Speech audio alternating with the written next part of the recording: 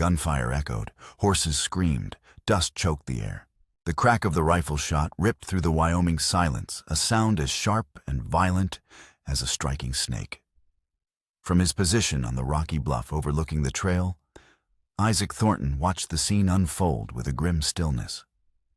Below the cottonwood stagecoach, a lumbering beast of wood and leather had ground to a halt, its team of 4 horses rearing in terror.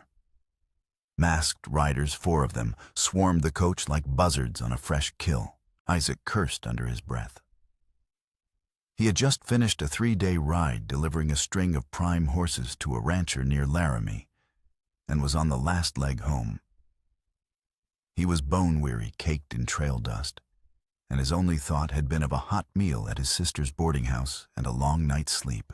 The world, it seemed, had other plans.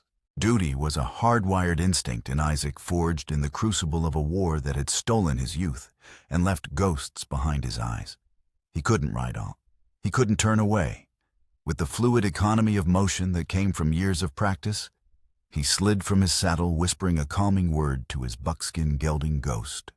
He unstrapped his Winchester from its scabbard, the cold familiar weight a grim comfort in his hands. Down on the trail, the robbery was proceeding with brutal efficiency. One rider held the panicked team in check, while 2 others dragged the driver and shotgun guard from their perch. The 4th, a hulking figure who seemed to be the leader, yanked open the coach door. A woman's shriek pierced the chaos. Isaac's jaw tightened. He moved silently along the ridge, seeking a better vantage point.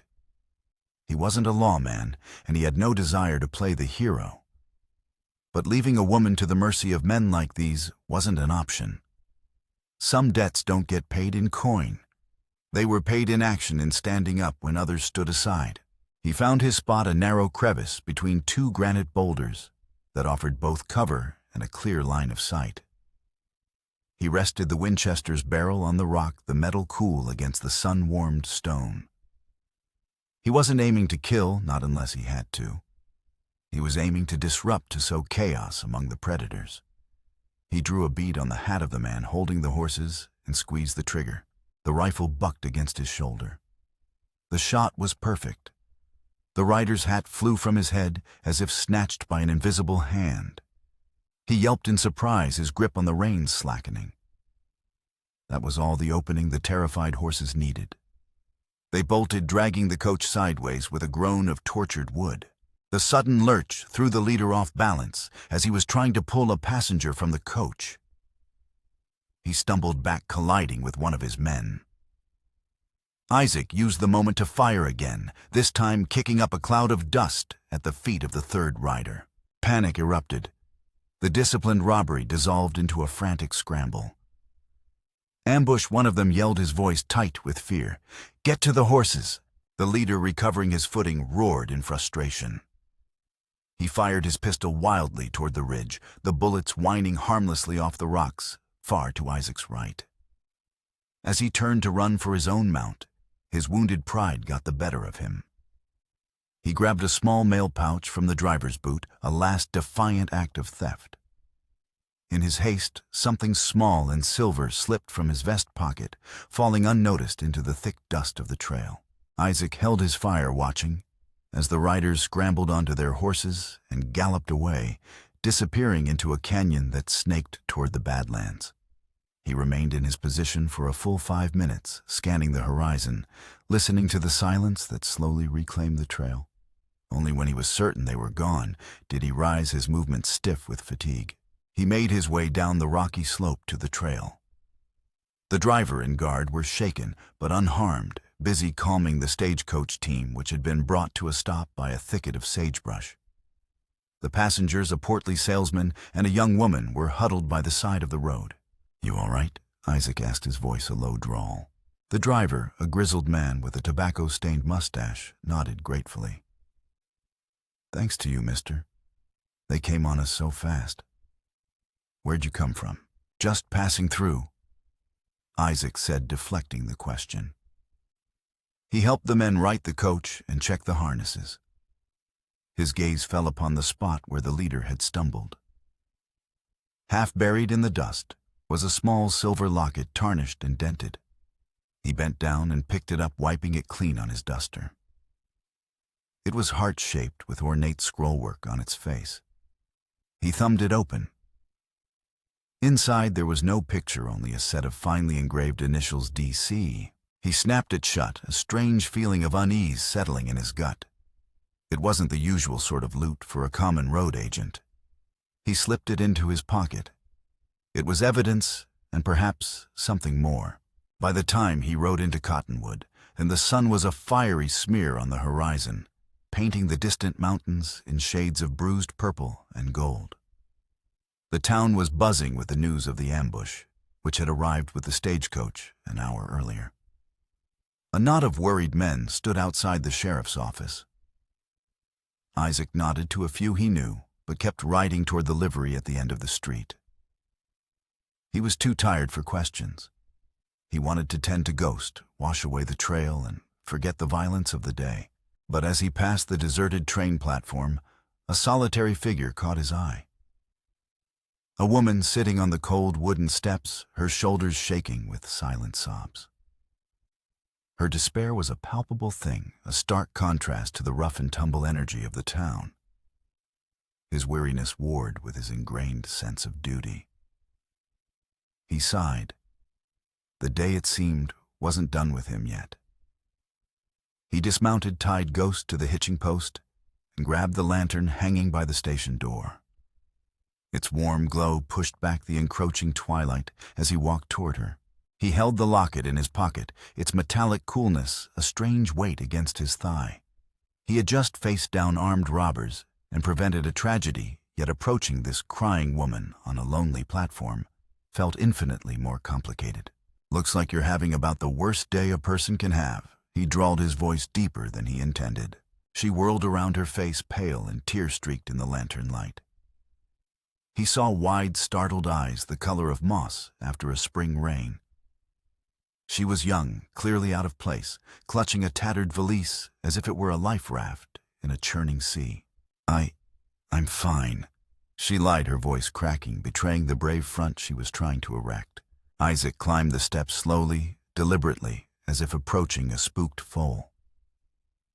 The fight on the trail had left him drained, his patience thin, but the raw misery in her eyes resonated with a weary part of his soul. He knew what it was to feel alone and adrift in a hostile world. He set the lantern down beside her. Its light revealed the fine fabric of her traveling dress, now creased and dusty, and the elegant line of her jaw. An Easterner, no doubt. "No offense intended, ma'am, but you don't look fine," he said. "Been sitting here for nearly 2 hours now." Deanna stiffened. "You've been watching me." "Not intentionally. I run the livery down the way." He gestured toward the large building at the end of the street. "Had business at the telegraph office and noticed you when I passed by earlier. Figured you were waiting on someone, but seeing as the last train's gone and you're still here." He removed his hat, revealing thick, dark hair with a slight wave to it. In the lantern light, she could see the exhaustion etched around his eyes, the hard lines of a man who had seen too much. "Isaac Thornton, at your service." Deanna hesitated, her mother's warnings about strange men echoing in her mind. But there was a steadiness in his presence, a quiet authority that belied his dusty appearance. "Deanna Bennett," she replied, offering a small nod, but no hand. I arrived for a teaching position, but it seems the position has already been filled." The hard lines around Isaac's eyes eased, and he offered a rare, weary smile. "Ah, the school board. They're not known for their efficiency in communication." Clearly, Deanna set a fresh wave of tears, threatening. "And now, I'm stranded here with nowhere to go and hardly any money to get back home." Isaac settled himself on the step beside her, keeping a respectful distance. "If you don't mind my asking, where is home?" "Philadelphia," she replied, the word tasting of a world 1,000,000 miles away, where people are civilized enough to send a letter when plans change. A slight smile played at the corner of Isaac's mouth. "Cottonwood might not be Philadelphia, Miss Bennett, but it's got its merits. Good folks live here. Just takes them a while to show it sometimes." Well, I won't be staying long enough to find out, Deanna said, clutching her valise tighter. And where exactly are you planning to go tonight? Isaac asked, his tone gentle but pointed. Deanna opened her mouth to respond, then closed it again. The truth was she had no idea. The town's only hotel would cost nearly all she had left. After that, she would be destitute. I thought as much, Isaac said, standing and offering her his hand. Look, my sister Martha runs a boarding house just up the street. Good, respectable place. She's always got room for a lady in need, and she'd skin me alive if I left you out here in the cold. Deanna eyed his extended hand wearily. I cannot accept charity, Mr. Thornton. It's not charity. It's being neighborly, he countered. And it's just for tonight. Tomorrow we can figure out your next steps. Maybe even talk to the school board about their poor manners. I doubt that would help. You'd be surprised what can happen when you give a place a second chance, Isaac said softly. He glanced around at the empty platform, then back at her tear-stained face. His expression was earnest, his blue eyes reflecting the steady glow of the lantern. Miss Bennett, I know Cottonwood isn't where you plan to be tonight, but for now, at least you're here. Something in his words, in their simple certainty, broke through Deanna's defenses. She looked up at this tall, tired stranger, offering her kindness when she needed it most. For the first time since stepping off the train, she felt a flicker of hope. With a deep breath, Deanna placed her gloved hand in his. His grip was firm, calloused, but surprisingly gentle. One night she agreed, and then I'll decide what to do. Isaac nodded, a genuine smile warming his features as he helped her to her feet. One night it is. Now let's get you somewhere warm before you catch your death in this Wyoming chill. As they walked away from the station, Isaac carrying her valise, Deanna couldn't help but wonder if her misfortune might be something else entirely, the first unexpected step on a journey she never knew she needed to take. She glanced at the man beside her, a silhouette of quiet strength against the deepening twilight, and felt a strange sense of security. He was a man who intervened, a man who helped. She had no idea that the small silver locket resting in his pocket was the key to a danger that would soon threaten to consume them both. Martha Thornton's boarding house was a 2-story white-clapboard structure with green shutters and a wide front porch, an island of civilized order in the dusty town. Warm light spilled from several windows, and the faint sound of a piano drifted into the night air, a melody of quiet domesticity that was a balm to Deanna's frayed nerves. She followed Isaac up the path, suddenly conscious of her disheveled appearance. Your sister won't mind a guest arriving so late? She asked nervously. Martha, Lord, no. Woman's got the biggest heart in the territory. Isaac replied, his voice laced with affection. Fair warning, though, she'll likely try to feed you the moment you walk in, regardless of whether you're hungry. Before Deanna could respond, then the front door swung open, revealing a plump woman with Isaac's same sky-blue eyes and a cloud of graying auburn hair piled atop her head. Isaac Thornton, where have you been? Supper's been cold for an hour. Sheriff Miller's been by twice asking about that stagecoach business. Her words halted as her gaze fell on Deanna. Oh, I didn't realize you had company. Martha, this is Miss Deanna Bennett. Isaac said, his weariness evident. She arrived on today's train for the teaching position, only to find it already filled. No one bothered to inform her before she made the journey from Philadelphia. Martha's hand flew to her chest, her expression a mixture of outrage and sympathy. Oh, you poor dear, those buffoons on the school board. I told Hiram Wellesley they needed to send word, but did they listen? Of course not. She stepped aside, gesturing for Deanna to enter. Come in, come in. You must be frozen and famished. The entryway opened to a comfortable parlor where 2 elderly men were engaged in a game of chess. The air was redolent with the scents of roasted chicken and wood smoke. It smelled like home. Everyone, this is Miss Bennett, Martha announced. She'll be staying with us for a bit. Only for tonight, Deanna clarified, uncomfortable with the assumption. Martha waved a dismissive hand. We'll talk about that after you've had some food. Isaac, take her things up to the blue room. Miss Bennet, follow me to the kitchen." Before Deanna could protest, Martha had whisked her down a hallway to a large, warm kitchen. Her stomach growled, reminding her that she hadn't eaten since breakfast. "Sit, sit." Martha insisted, already ladling thick stew into a bowl. "When did you last eat? You're thin as a rail." "This morning," Deanna admitted, sinking into a chair at the kitchen table. "Thank you for your kindness, Miss Thornton. But everyone calls me Martha," she corrected, placing the steaming bowl before Deanna. "Been a spinster all my life and prefer it that way. Gives me freedom to run this place as I see fit." Deanna took a small bite of the stew. The rich flavor nearly brought tears to her eyes again, this time from gratitude. "This is wonderful," she murmured. Martha beamed. "Eat up. Nothing helps a troubled mind like a full stomach." Isaac entered the kitchen, taking a seat across from Deanna. The day's events seemed to have settled on his shoulders, making him look older than he had on the platform. "Room's all ready. Best one in the house." "Oh, I couldn't," Deanna began. "Nonsense," Martha interrupted. "It's available and it's yours for as long as you need it. But I can't afford." "We'll work something out," Martha said firmly. "Perhaps you could help around the house in exchange for lodging until you sort things out." Deanna looked between the siblings, bewildered by their generosity. "Why are you both being so kind to a complete stranger?" Isaac and Martha exchanged a glance that seemed to contain an entire conversation. Finally, Martha spoke. "7 years ago, I stepped off that same train following Isaac out west after our parents died.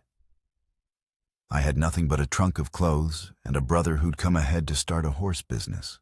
Martha's expression softened with memory. "First night here, I cried myself to sleep, convinced I'd made a terrible mistake leaving Philadelphia." Deanna's spoon paused halfway to her mouth. "You're from Philadelphia, too?" Martha nodded. "Born and raised on Spruce Street. Father was a lawyer. My family lives on Pine," Deanna said softly, the coincidence momentarily stealing her breath. "Well then," Martha said with a satisfied nod. "It seems we were meant to cross paths, doesn't it?" Isaac watched the exchange with a gentle smile. Cottonwood has a way of bringing the right people together at the right time. Later, left alone in the cozy blue room, Deanna unpacked her nightgown. As she prepared for bed, she moved to the window and parted the curtains. The main street of Cottonwood lay before her, bathed in moonlight. It was nothing like the bustling avenues of Philadelphia, yet there was a quiet, rugged peace to its simplicity. A few doors down, she saw a light in the sheriff's office flicker out. Isaac was likely there, recounting the day's ambush. A shiver of unease traced its way down her spine. The wildness of this place was real. Gunfire, masked men. It was a world away from her sheltered life. Yet as she slipped beneath the quilted covers, it was not fear she felt, but a profound sense of gratitude for the stranger who had faced that wildness and still had kindness left over for her. Dawn broke with a spectacular display of pink and gold. Deanna awoke to the unfamiliar sounds of a town coming to life, the distant lowing of cattle, the clop of hooves on packed dirt. When she descended to the dining room, she found it full of boarders. Martha presided at one end, pouring coffee. "Ah, there she is," Martha exclaimed. "Everyone, this is Miss Deanna Bennet, our newest guest." What followed was a whirlwind of introductions to the house's family. There was Mr. Hadley and Mr. Peterson, the elderly chess players, Mrs. Wilcox, a widow who taught piano lessons, and Mr. Jenkins, a quiet man who worked at the bank. Each greeted her with a warmth that felt genuine. "Where's Isaac?" Deanna asked, noticing his absence. "Already at the livery," Martha replied. "That brother of mine rises with the roosters. He said he'd come by mid-morning to take you to see Mayor Wilson about your situation." Deanna nearly dropped her fork. "The mayor? Oh, I couldn't possibly." "Nonsense," Mrs. Wilcox interjected. "That school board has been pulling these stunts for years. It's about time someone called them to account." Deanna was bemused by how quickly these strangers had taken up her cause. I appreciate the concern, but I was thinking I might inquire about work just until I can save enough for a ticket back east. A hush fell over the table. Well, Martha said carefully, you could do that. But it seems an awful waste of an education. Didn't you say you were qualified to teach? I am, Deanna confirmed. I graduated from the Philadelphia Women's Normal School. The position at the main schoolhouse is filled. Mr. Jenkins spoke up, his voice surprisingly deep. But the settlement at Elk Creek lost their teacher last month when Miss Abernathy eloped with a cattle buyer. They've been looking for a replacement. Deanna's heart quickened. Elk Creek. Where is that?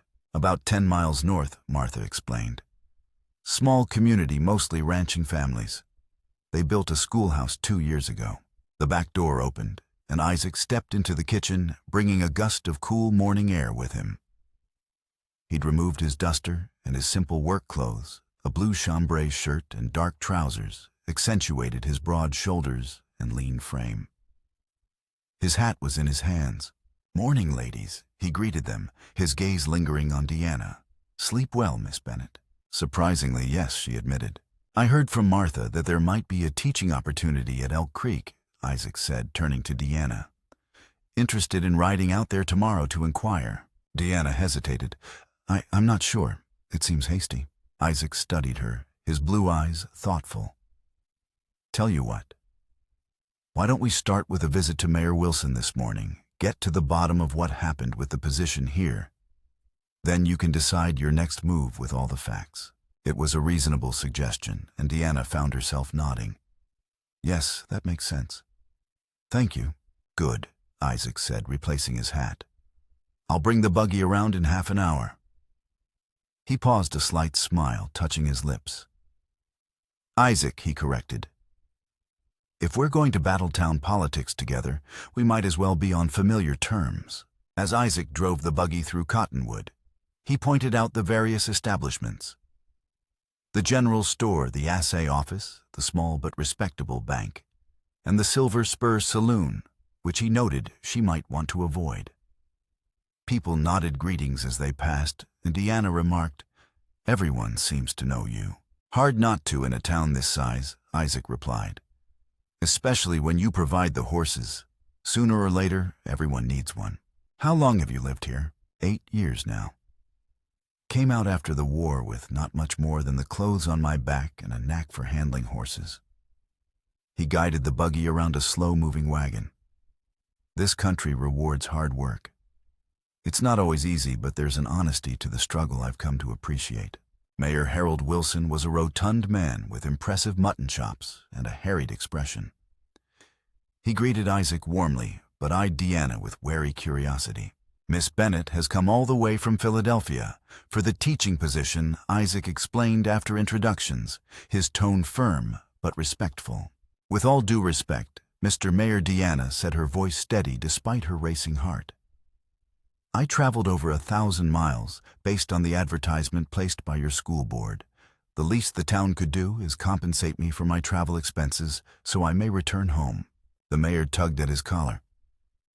Compensation. Now that's a matter for the school board. Harold, Isaac interrupted, his tone friendly but firm. Remember that situation with your prize stallion Thunderhead last spring? How I worked day and night to save him. The mayor's face reddened. Of course, and I'm eternally grateful. Consider this an opportunity to return the favor, Isaac said smoothly. Mayor Wilson, clearly cornered, brightened with a sudden idea. Actually, that reminds me. I received a telegram just yesterday from Elk Creek. They're in desperate need of a teacher. He turned to Deanna. You could take the position at Elk Creek while waiting for your reimbursement. The pay is decent, and they provide housing. Deanna glanced at Isaac, who gave her an encouraging nod. It's a good opportunity, he said softly. And Elk Creek is a beautiful spot. She was torn between the practical solution and her desire to retreat to the familiar. But the thought of children without a teacher tugged at her sense of duty. I would need to see the school first, she said finally, and meet with the families. Of course, of course. Mayor Wilson agreed, visibly relieved. I'll send word today. Thornton, you could take her out there, couldn't you? I believe the Whitman Ranch was expecting a delivery soon anyway. Tomorrow, Isaac confirmed, if that suits Deanna. All eyes turned to her. She took a deep breath. Very well, she agreed. I'll go to Elk Creek tomorrow. As they left the mayor's office, she felt strangely lighter. You must think me terribly fickle, she said to Isaac as he helped her back into the buggy. Considering staying after I was so determined to leave. Isaac clicked to the horse before responding. Not fickle. Adaptable. That's a valuable quality out here. He glanced at her, his expression earnest. The West has a way of changing a person's plans, Deanna. Sometimes for the better, if you're willing to see the opportunity in the setback. His words resonated. Perhaps this was an opportunity. As they drove toward the livery, they passed a handsome building with a sign that read, Cain Land and Development. A well-dressed, imposing man stood on the boardwalk outside speaking to the sheriff. He was tall with silvering hair and a cold, commanding presence. He noticed Isaac and gave a curt, almost imperceptible nod. Isaac's reaction was subtle, but Deanna saw it. His hands tightened on the reins for a fraction of a second, and a shadow passed over his features before being quickly masked. Who is that, she asked. Silas Cain. Isaac replied, his voice flat. He owns a great deal of land in this county. Moved here a few years ago.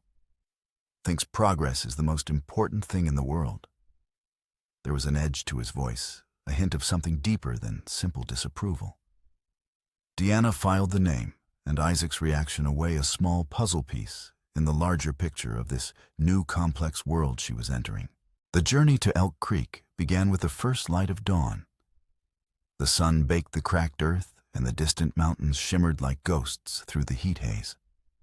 As they traveled, Isaac shared stories of the land, his voice a low, steady counterpoint to the rhythmic creak of the wagon wheels. He spoke of the settlers, the native Shoshone, and the gradual taming of the wilderness. How did you come to Wyoming, she asked when they stopped to rest the horses by a creek lined with cottonwoods. Isaac was silent for a moment, his gaze fixed on the distant peaks. I served with a Wyoming man in the Union Army, he said, his voice quiet. David Callahan. We were close as brothers.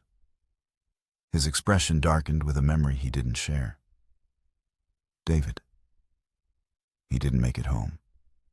Took a Confederate bullet at Petersburg just weeks before the surrender. I'm so sorry, Deanna said softly. Isaac gave a slight, acknowledging nod. Before he died, he made me promise to deliver some personal effects to his family in Laramie. Letters, a pocket watch. He paused, his hand unconsciously touching the pocket where the silver locket now rested. When I got here, something about the country spoke to me. The openness. After years of smoke and blood, it felt clean. Like a place a man could start fresh. And did you? She asked, seeing beyond the rugged horseman to the haunted soldier beneath. His gaze returned to her, a faint smile softening his features. I did. Every day here feels like a gift. One David would have wanted me to have. The simple sincerity of his words touched her. In Philadelphia, men rarely spoke so openly. Isaac's straightforward honesty was as refreshing as the clear mountain air. Elk Creek was nestled in a broad valley, a small charming settlement of a dozen or so houses. At the far end stood a small white clapboard schoolhouse, its bell tower catching the midday sun. Their destination was the Whitman Ranch, a substantial property run by Timothy Whitman, the head of the school committee. He and his wife Margaret greeted them warmly. Isaac Thornton Timothy called striding forward. Right on time with those horses. And I see you've brought our prospective teacher. Deanna was ushered into a comfortable farmhouse kitchen and introduced to the 4 Whitman children who regarded her with shy curiosity. While Isaac and Timothy discussed business, Deanna and Margaret talked about teaching. I believe in a balanced approach, Deanna explained, warming to her subject. Fundamentals are essential, of course, but I also value creative thinking and practical knowledge. Books are wonderful teachers, but so is the world around us. Margaret nodded approvingly. That sounds sensible. Our children need an education that will serve them in this life. The schoolhouse was charming. A single large room with rows of sturdy desks, a slate board, and sparsely filled bookshelves. Attached at the back were small, cozy living quarters for the teacher. The salary is $40 a month, plus the living quarters and firewood. Timothy explained. He extended his hand. So do we have ourselves a teacher, Miss Bennett? Deanna hesitated only a moment, glancing at Isaac, who stood in the doorway, his steady gaze giving her courage. Yes, Mr. Whitman, she said firmly, shaking his hand. You have a teacher. The afternoon passed in a whirl of introductions to other families. As evening approached, the Whitmans insisted they stay the night. After a lively supper, Deanna found herself on the porch with Isaac and Timothy, watching the first stars appear. You'll find folks here make their own happiness, Timothy said sagely. Life's hard enough without missing chances for joy. As Deanna settled into the guest room, Margaret Whitman's parting words echoed in her mind. Isaac Thornton seems quite taken with you.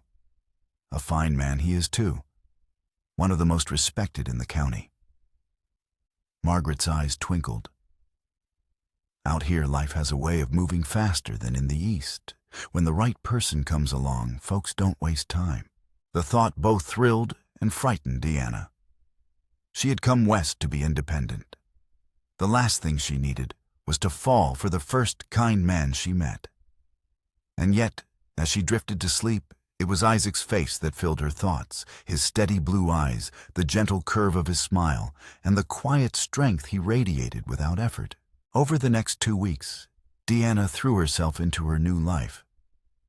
She organized the one-room schoolhouse, met with the families of her 28 students, and prepared her lessons.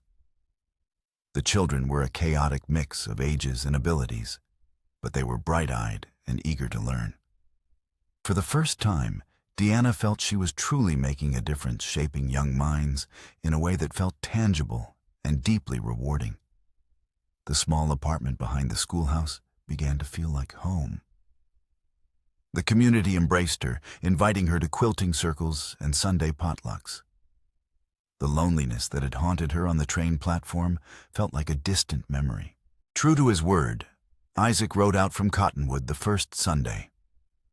He brought with him a small crate of books for the school library donated by Martha and the boarders. They spent the afternoon walking along Elk Creek, the conversation easy and comfortable. He told her about his business, the challenges of breeding horses that could withstand the harsh Wyoming winters. She told him about her students, about young Thomas Whitman's surprising grasp of arithmetic, and little Sarah Miller's artistic talent. As the sun began to set, casting long shadows across the valley, Isaac stopped. Deanna, he began, his voice low and serious. I know we've known each other a short time, but I feel there's something between us worth exploring. Her heart quickened. In Philadelphia, such a declaration would have been preceded by months of formal calls. Here, under the vast Wyoming sky, it felt exactly right. I feel it too, she admitted softly. His smile was gentle. I'm not asking for promises, just a chance. He visited every Sunday after that. Their connection deepened with each visit, an unspoken understanding growing between them. Deanna found herself looking forward to the sight of him riding up the trail on Ghost, his familiar figure a welcome anchor in her new world. But a shadow was creeping over the valley. At a community meeting one evening, Timothy Whitman's face was grim. Silas Cain has made another offer on the Miller property, he announced. And on the Jorgensen's homestead. He's offering a fair price, but he's making it clear he won't take no for an answer. What does he want with our land? Someone asked. He talks about progress. Timothy said, his voice heavy with skepticism. A new, more direct stage route. Maybe even a railroad spur someday. Says our small ranches are standing in the way of the future. Deanna remembered the cold, imposing man from Cottonwood and Isaac's quiet, tense reaction to him. The name Cain was now spoken with a mixture of fear and resentment in Elk Creek. Fences were cut. A small fire broke out in the Jorgensen's barn, luckily extinguished before it could spread. Accidents they were called, but no one believed it. A subtle campaign of intimidation had begun. The following Sunday when Isaac arrived, Deanna could see the worry in his eyes. He'd heard the rumors in Cottonwood. "Cain's a patient man," Isaac said as they sat on the schoolhouse steps. "He'll squeeze this valley until it breaks." "Why?" Deanna asked. "Why is he so determined?" "Some men just want to own the world," Isaac said. But his gaze was distant, as if he were seeing something else entirely. It was the same veiled expression he'd had when he'd first mentioned David Callahan. That afternoon, seeking a distraction from the growing tension, Deanna suggested they organize the new books Isaac had brought. As they worked, he pulled a small object from his pocket. "I almost forgot," he said. "I found this at that stagecoach robbery. Turned it over to the sheriff, but he said since nothing of value was inside, I could hold on to it. Thought maybe one of the ladies in town might recognize it." He handed her the small, heart-shaped silver locket. It was dented and tarnished, but the ornate scrollwork was still beautiful. Deanna ran her thumb over its surface, then pressed the small clasp. It sprang open. Her breath caught in her throat. Inside, untouched by time, were the finely engraved initials DC. "DC," she whispered, her mind racing. "Isaac, you said your friend's name was David Callahan." Isaac froze, his eyes fixed on the locket in her hand. The color drained from his face. He slowly reached out and took it from her, staring at the initials as if they were a ghost from his past. "It can't be," he murmured, his voice strained. This was David's. He carried it always. It was a gift from his father. The pieces clicked into place with horrifying clarity. The stagecoach robbery wasn't random. The leader who dropped the locket, the men terrorizing Elk Creek. They worked for Silas Cain. And Silas Cain was targeting this valley. He was targeting Isaac. "Isaac," Deanna said, her voice barely a whisper. "What if the land is just an excuse? What if Silas Cain is David Callahan's father?" Isaac looked up at her. His blue eyes filled with a dawning horror that chilled her to the bone. The haunted look of the soldiers she'd glimpsed on their first meeting was back, raw and overwhelming. The robberies, the intimidation, the pressure on this peaceful valley, it was all a lie. This wasn't about progress. It was about a deeply personal, twisted form of revenge. And Isaac, the quiet, kind man she was falling in love with, was standing right in the center of the storm. The revelation hung in the air of the small schoolhouse, heavy and suffocating. Isaac stared at the locket in his palm, the silver glinting in the afternoon light. It was no longer a piece of lost property. It was an indictment, a message sent from the past. His father's name was Silas Isaac, said his voice hollow. David spoke of him. A hard man, a powerful man. Built a fortune back east before David ever joined the army. He closed his hand around the locket, his knuckles white. I never made the connection. Cain? It's a common enough name, but it's not a coincidence, Deanna insisted, her mind working furiously. The robbery, the pressure on Elk Creek. It all started after you and I became involved. After you started coming here regularly. He's not just after the land, Isaac. He's after you. He's trying to destroy everything you care about. Isaac pushed himself to his feet and began to pace the narrow room, his movements agitated, caged. Why would he do this? He stopped and turned to her, his face a mask of anguish and confusion. He must blame me for David's death. Why would he blame you? Isaac turned away, staring out the window at the peaceful valley that was now a battleground. The official report said David was killed by enemy fire during a skirmish. It was clean, simple. He ran a hand through his hair. But it wasn't simple. It was chaos. We were pinned down, a whole platoon, outgunned and outmaneuvered. David." His voice broke. He took a deep, shuddering breath before continuing. "He was my responsibility, my friend, and I brought him home in a coffin." The survivor's guilt that he carried the source of the ghosts behind his eyes was laid bare. Deanna went to him, placing a gentle hand on his arm. "It was a war, Isaac. You can't blame yourself for that. Cain can," he said grimly. "A father looking for someone to hold accountable for his son's death. He wouldn't care about the chaos of battle. He'd only see the soldier who came home when his son didn't." The following week, the pressure on Elk Creek intensified.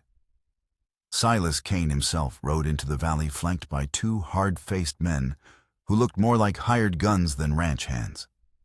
He didn't make threats. He didn't need to. His presence alone was a suffocating promise of what was to come. He stopped at the Whitman Ranch, making Timothy a final generous offer for his land. Progress requires sacrifice. Mr. Whitman Deanna overheard him say, his voice a low, cultured purr that was more menacing than any shout. She had been visiting Margaret and was hidden from view inside the house. It is a pity when people choose to be the sacrifice. When Timothy refused, Cain's cold eyes swept over the property, lingering for a moment on the small schoolhouse in the distance. "A lovely community you have here," he said, the words dripping with veiled menace. "So much to protect, so much to lose." Isaac rode out to Elk Creek 2 days later, his face set in grim lines. He and Cain had crossed paths on the trail. "He knows," Isaac told Deanna, his voice tight. "He knows about us." "What did he say?" "He said very little." Isaac's jaw clenched. "He just looked at me and said something about soldiers who leave their friends behind to die." He as good as confessed. The fear in the valley was now a palpable thing. Families began to talk of selling, of giving up the homes they had fought so hard to build. The community was fracturing under the weight of Cain's silent war. Isaac was torn. He felt a deep responsibility to the people of Elk Creek who were suffering because of him. "Maybe I should leave," he said one evening, the words tasting like ash in his mouth. "If I'm gone, he'll have no reason to torment these people." "No," Deanna said fiercely, her grip tightening on his hand. "That's what he wants. He wants to isolate you, to make you run. We can't let him win. This is your home." But their defiance felt fragile against the tide of Cain's wealth and influence. He was a phantom, his hands clean, while his hired thugs did the dirty work. The local sheriff was powerless, citing a lack of concrete evidence. Cain was always one step removed, a master of manipulation. The breaking point came on a Friday afternoon, a week before the first snows were expected. The sky was a brittle, endless blue, but a storm was gathering on the horizon, both literally and figuratively. Deanna was dismissing her students for the day when she saw him, young Thomas Whitman, Timothy's 10-year-old son, being led away from the creek by one of Cain's men. It wasn't violent. It was quiet, almost casual. The man had a hand on the boy's shoulder, guiding him toward a horse tied in the trees. Thomas looked back at the schoolhouse, his eyes wide with a fear that made Deanna's blood run cold. She didn't scream. She didn't run. Her mind, trained to think logically, seized on the one thing that mattered: getting help. She sent her other students running for their homes, telling them to alert their parents. Then, her heart pounding against her ribs, she ran to the small stable where she kept the mare the community had provided for her. She had to get to Isaac. He was her only hope. He was the only one who could end this. The ride to Cottonwood was a frantic, desperate blur. She pushed the mare harder than she ever had before, the wind whipping tears from her eyes. Every shadow seemed to hold a threat. Every gust of wind sounded like a pursuing rider. The storm clouds on the horizon were building, turning the sky a dark, bruised gray. The first drops of rain began to fall as she galloped into Cottonwood, pulling the lathered horse to a skidding halt in front of Thornton's livery. "Isaac," she screamed, her voice raw. He emerged from the stable, his face etched with alarm at the sight of her. Deanna, what is it? What's happened? He has him. She gasped, sliding from the saddle into his arms. Cain. He has Thomas Whitman. At that moment, Timothy Whitman himself rode into town, his face ashen. One of Cain's men had delivered the message, the land deeds from every family in Elk Creek, signed and delivered to the abandoned Silver Creek mine by midnight. In exchange, the boy would be returned. If they went to the law, the boy would never be seen again. The storm broke. But then the heavens opening up in a torrential downpour. Rain hammered on the stable roof. Thunder cracked overhead, a deafening roar that shook the very foundations of the building. In the flickering lantern light, Isaac's face was a mask of cold fury. This was it, the final move. Cain had stopped playing with pawns and had gone for the king. It's not the deeds he wants, Isaac said, his voice dangerously quiet. It's me. He turned to Timothy. You stay here. Gather the men. But don't go near that mine until I send word. This is my fight. I'm going with you. Deanna said, her chin set with determination. No, it's too dangerous. He used a child to get to you, she argued, her voice rising with passion. He used this community to get to you. He used *me* to get to you. This is my fight too. I'm not a damsel in distress, Isaac. I'm your partner. You need me. He looked at her, then at her rain-soaked dress and the fire in her eyes, and he saw not a fragile schoolteacher from Philadelphia, but a woman as strong and unyielding as the Wyoming mountains. He gave a single sharp nod. All right, he said, turning to grab his Winchester and a spare pistol. Let's go finish this. As they rode out into the raging storm, the world was a chaos of wind, rain, and flashing lightning. They were headed for an abandoned mine, a dark maw in the earth, to confront a man driven by a grief so profound it had twisted into a monstrous obsession with revenge. The stakes were no longer just land or livelihood. They were life, truth, and the slimmest chance of redemption. The Silver Creek mine was a scar on the face of the mountain, its entrance a gaping black mouth framed by rotting timbers. The storm raged around it, turning the trail to slick mud and the sky to a churning cauldron of black and violet. Lightning split the darkness, momentarily illuminating the skeletal remains of the headframe. Thunder rolled through the canyon like the wrath of God. Isaac and Deanna dismounted in a thicket of pines, 100 yards from the entrance, their movements cloaked by the deluge. Stay with the horses, Isaac commanded, his voice a low growl, barely audible over the wind. He checked the action on his Winchester. No, Deanna whispered back fiercely. I saw the layout when Timothy described it. The main tunnel, but there's a ventilation shaft further up the ridge. It might lead to a side chamber. He'll be expecting you at the front. He won't be expecting me at the back. Isaac hesitated, his instinct to protect her warring with the cold logic of her plan. She was right. A diversion, another angle of attack, could be the only thing that kept them all alive. It's too risky. Leaving a child with that man is the risk she countered. Let me do this, Isaac. He looked into her determined eyes and saw the same strength that had carried her across a continent alone. He passed her the spare pistol, its weight unfamiliar but solid in her hand. One shot if you're in trouble. Just one. I'll come.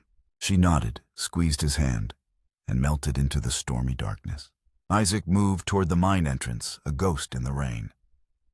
The air grew cold as he approached, thick with the smell of wet earth and something ancient and dead. He could see a single lantern flickering deep within the tunnel. He took a deep breath, centered himself in the storm's fury, and stepped into the blackness. The main tunnel was a damp, dripping passage shored up with decaying timbers. The lantern light came from a larger chamber about 50 yards, in where the main vein had been excavated. As Isaac drew closer, he saw them. Silas Cain stood beside a rickety ore cart, a pistol in his hand. Huddled on the ground nearby was Thomas Whitman, his small face pale with terror. One of Cain's hired guns stood guard near the boy. Thornton Cain's voice echoed off the wet rock walls, calm and chillingly conversational. "I knew you would come. A man of duty to the last. Let the boy go, Cain." Isaac said, his Winchester held ready. "This is between you and me." Cain laughed, a dry, mirthless sound.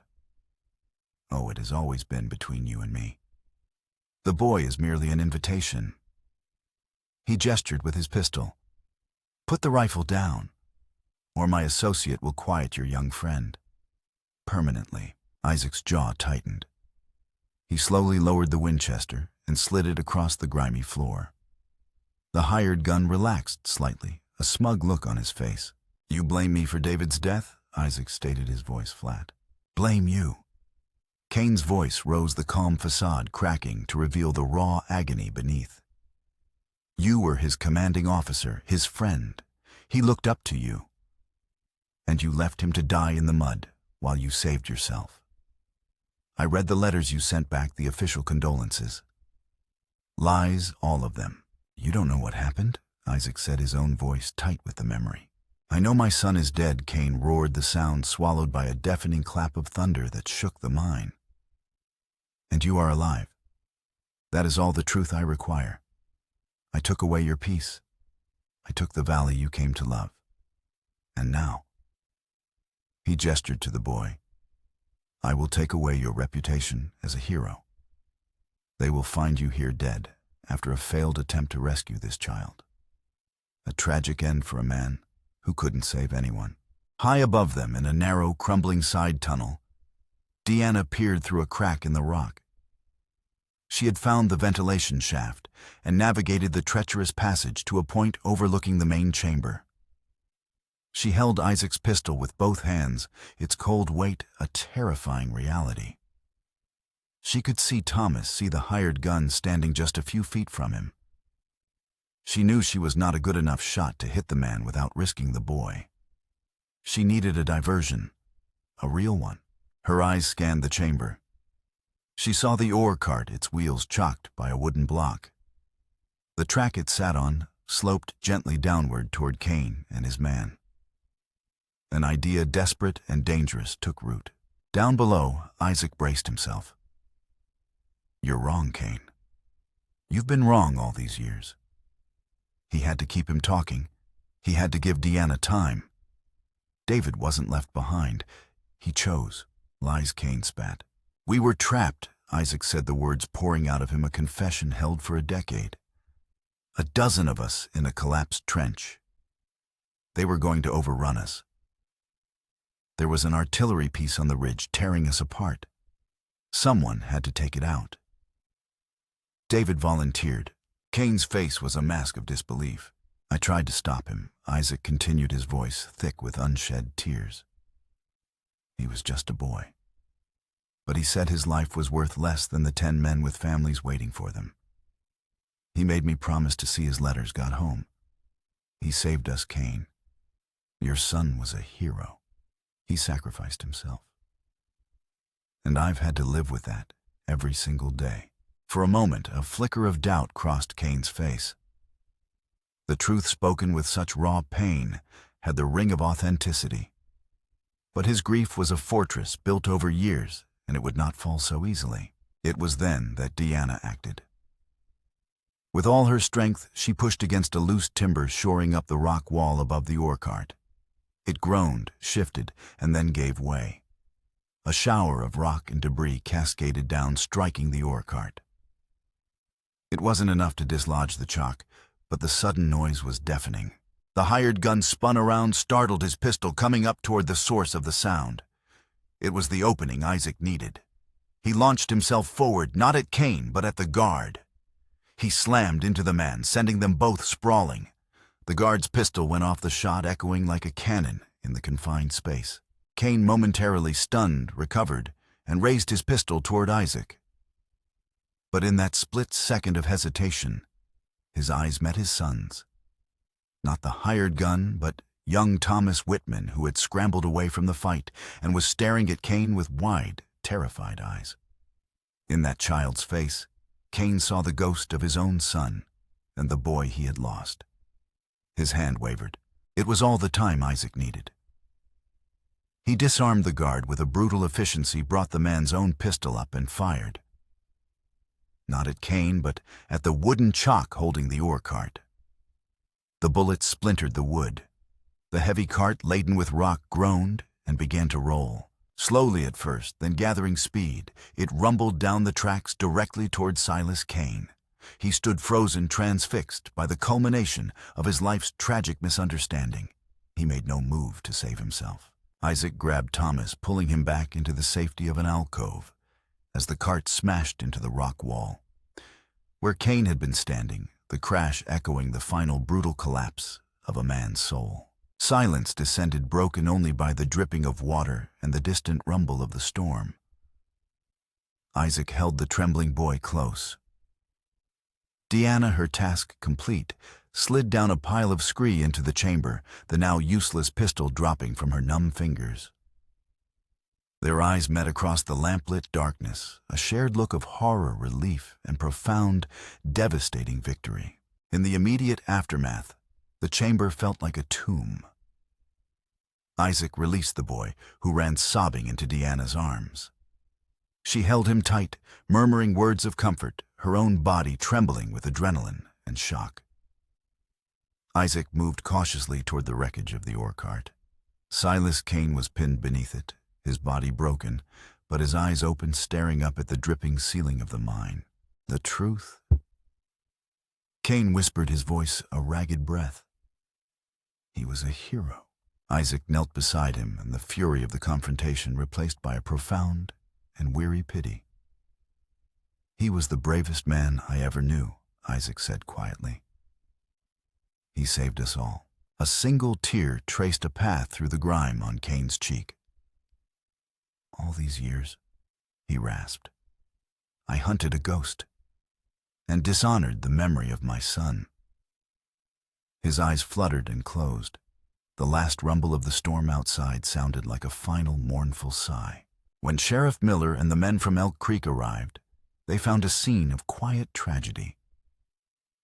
Timothy Whitman swept his son into his arms, his face a portrait of overwhelming relief. The hired gun was bound and taken into custody, and the body of Silas Cain was gently removed from the wreckage, his misguided war of vengeance finally over. The falling action of the next few weeks was a slow collective exhale for the people of Elk Creek. With Cain gone and his hired thugs scattered, the threat to their valleys had vanished. The community, forged stronger by the shared crisis, rallied together. They held a town meeting not to discuss selling their land, but to plan for the future, a future they had almost lost. Isaac and Deanna were the quiet heroes of the hour, but they deflected the praise, finding solace only in each other's company. The violence in the mine had left its mark. Isaac was quieter than ever, but the ghosts that had haunted his eyes for a decade were finally at peace. He had spoken the truth of David's sacrifice, and in doing so had begun to forgive himself. Deanna, the proper lady from Philadelphia, had discovered a core of strength within herself she never knew she possessed. She was no longer a visitor in the West. She was a part of it. 3 months passed. Winter settled over the valley, blanketing the world in a pristine layer of white. Life returned to a gentle, steady rhythm. Deanna thrived as the schoolteacher, beloved by her students and respected by their parents. The one-room schoolhouse was a beacon of warmth and learning against the cold landscape. Isaac was a changed man. The hard lines around his eyes had eased, replaced by a quiet contentment. He continued to visit Elk Creek every Sunday, his rides no longer shadowed by a dark past. Their love, born in crisis, had deepened into a partnership built on mutual respect and a profound understanding of the scars they both carried. One crisp spring afternoon, as the last of the snows melted and the first wildflowers began to push through the damp earth, Isaac arrived at the schoolhouse. The children had just been dismissed, their cheerful shouts fading as they headed for home. Deanna was cleaning the slate board, the rhythmic sweep of the cloth, a peaceful end to the day. Isaac didn't speak at first. He simply stood in the doorway watching her. In his hand, He held the small silver locket. He had polished it until it shone, the intricate scrollwork gleaming. "I have something for you," he said, his voice soft. He walked over to her and placed the locket in her palm. "It doesn't feel right to keep it," he said. "And it doesn't feel right to hide it away. It's a part of our story, a part of this place." Deanna looked at the locket, then up at him. She knew what he meant. The tragedy of Silas Cain and the sacrifice of his son were woven into the fabric of Elk Creek's survival and into the foundation of their own relationship. She didn't put it in a drawer. Instead, she walked to the small stone fireplace that warmed the schoolhouse on cold winter days. On the simple wooden mantelpiece, among the children's drawings and a collection of interesting rocks, she placed the locket, standing it upright, so the engraved initials were visible. It was no longer a symbol of a father's misguided grief, but a quiet memorial to a son's heroism, a public tribute to the sacrifice that had, in its own tragic and twisted way, brought them all together. Isaac came to stand behind her, his arms wrapping around her waist. They stood together in the completed schoolhouse, the late afternoon sun streaming through the windows, illuminating the dust motes dancing in the air. Outside, the valley was greening alive, with the promise of a new season. They had faced the ghosts of the past and built a future from the wreckage. Here in this small schoolhouse, in this peaceful valley, they had found their home,